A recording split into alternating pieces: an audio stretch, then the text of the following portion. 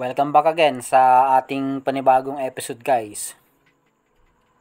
So kung bago ka pa lang sa channel ko, please kindly support my YouTube channel.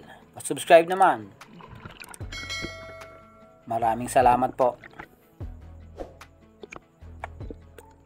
Dito late afternoon dive tayo. So ang linaw ng dagat dito sa tabi. Pero pagdating natin sa malalim, medyo malabo na to. Hindi na ganun kalinaw.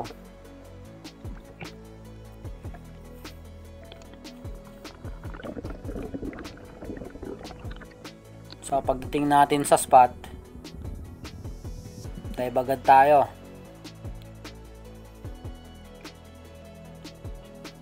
At ito ang unang isda natin ngayong araw na ito.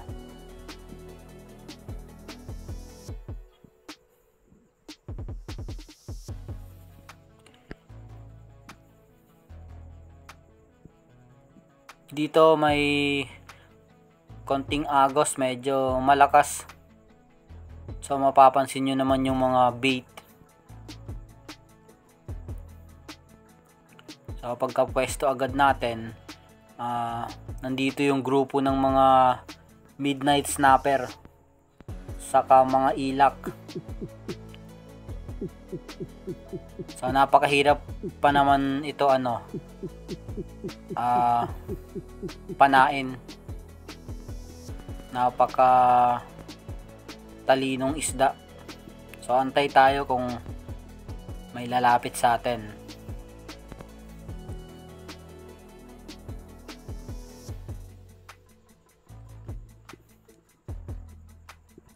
At eto, may isang lumapit.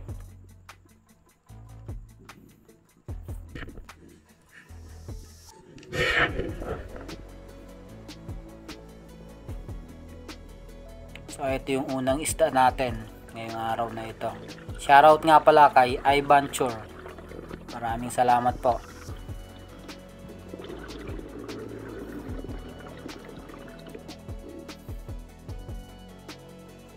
Isang midnight snapper. A good size na rin to. Pangalawang sisid natin. So dito nagpapatangay lang ako kasi medyo malakas yung agos para hindi tayo masyadong mapagod kaagad.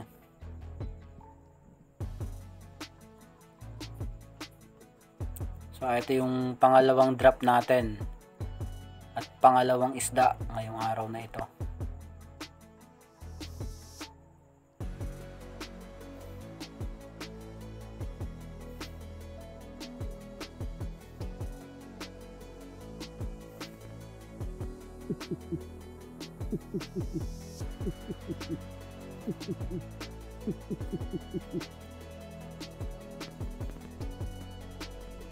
At eto, may grupo ng dogtooth tuna.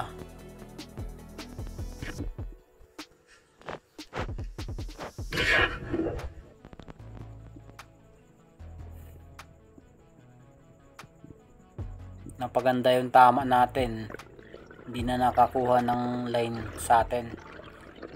Mga good size na rin to pag mga ganito. Halos nasa 1 or 2 kilo na. Kaya pandagdag na rin sa huli natin.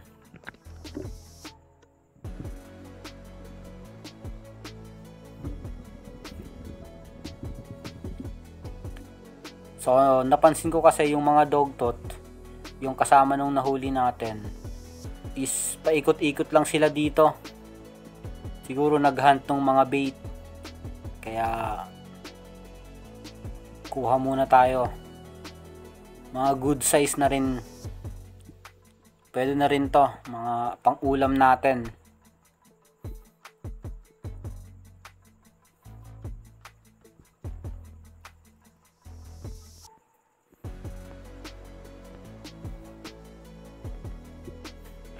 At eto, may isang papalapit sa atin.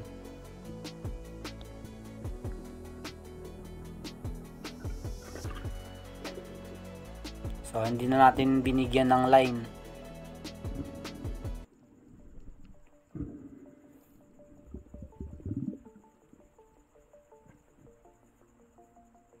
So dito pa rin to. Dito nakakita ako ng grupo. Hindi ko na inambusan to kasi maamo.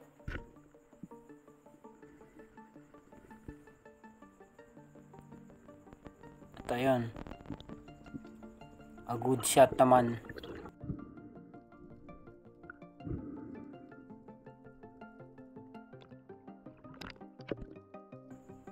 At eto na yung huling isda natin ngayong araw na ito. Umuwi na rin ako pagkatapos na ito. Medyo matagal na rin tayong nagda-dive. Ito yung mga huli natin.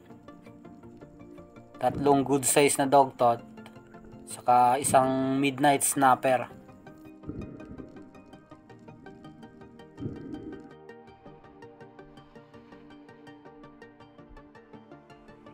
Kinaumagahan, nag-dive ulit ako. Same spot pa rin. Dun sa nahulihan natin ng mga dugtot tuna kahapon. Halos naka 5 kilo rin tayo nun. So, load muna tayo ng spear gun.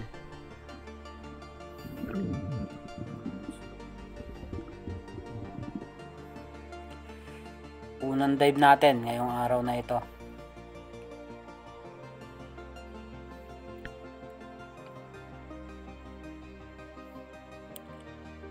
So ito yung pwesto ng mga ilak saka Slick Unicorn.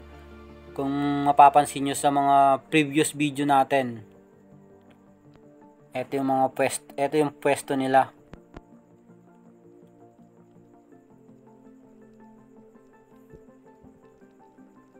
Ito yung mga Slick Unicorn. Kaso ayaw lumapit.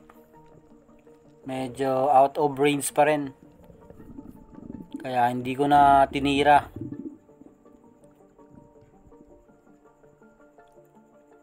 So nakarami na rin tayong dive. At ito yung unang isda natin ngayong araw na ito. Halos pauwi na rin ako nito kasi medyo matagal na rin tayo nagda-dive. Mga 2 hours na siguro.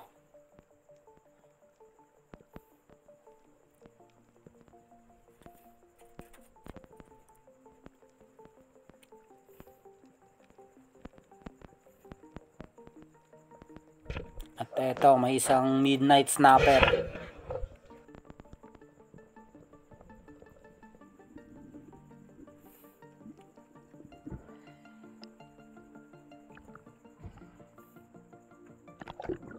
Ganda ng patama natin sa isdang ito. So habang nagpapahinga tayo, may bigla akong napansin na 3 dogto tuna. Kaya sinisiran ko kaagad.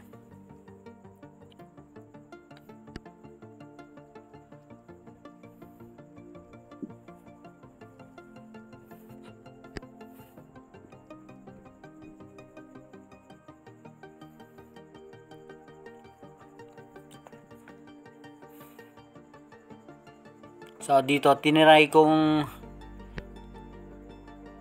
habulin, kaso medyo mabilis yung galaw nila. Hindi ko makuhaan ng range kaya hindi ko muna tinira. So pag pwesto ko sa bato, ayun, bumalik. So focus na lang tayo sa isa.